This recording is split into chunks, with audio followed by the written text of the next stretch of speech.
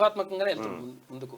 జగన్ కు big shock, వైసీపీకి Mopidevi good bye, రాజ్యసభకు నేడు రాజీనామా అంటారు. త్వరలో టీడీపీలోకి, అదే దారిలో మరో వైసీపీ ఎంపీ బీద మస్తానరావు, అయోధ్య రామరెడ్డి, బోసు బాబురావు, రఘునాథ్ రెడ్డి, ఆర్ కృష్ణయ్య కూడా పార్టీలో ఉంటే భవిష్యత్తు లేదనే అంచనా. ఇక వైసీపీలో మిగిలే ఎంపీలు వైవి విజయసాయిరెడ్డి, నిరంజన్ రెడ్డి అనట.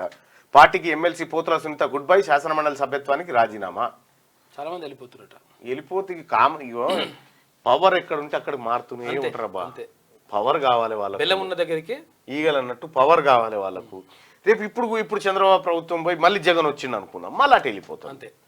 ఇప్పుడు జనాలే పిచ్చోళ్ళు అన్నట్టు. ఇప్పుడు ఒక అభ్యర్థికి ఇప్పుడు నీకు ఓటు వేసిరన్నా, నీకు ఓటు అనేది నీకు ఎన్ని రకాలుగా వేస్తారు. సపోజ్ నీకు కాంగ్రెస్ పార్టీ టికెట్ ఇచ్చింది అనుకుందాం, టికెట్ ఇస్తే నువ్వు నిలబడ్డావు, నీ వ్యక్తిత్వానికి కొన్ని ఓట్లు పడతాయి, నీ పార్టీని చూసి సింబల్ చూసి కొన్ని ఓట్లు పడతాయి, పార్టీ సిద్ధాంతాలు మేనిఫెస్టో చూసి ఓట్లు పడతాయి, స్థానికత, కులం, మన్ను, మషడం అన్ని యాంగిల్స్ వస్తాయి. అయితే ఇందులో పార్టీ పాత్ర ఉంది కదా.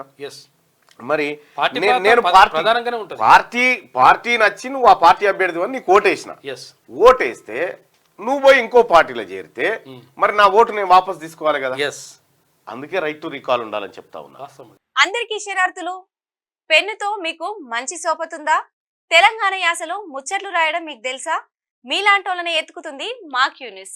మరి ఆలస్యం చేయకుండా మాకు ఫోన్ చేయండి. 8688892608. లైక్ చేయండి.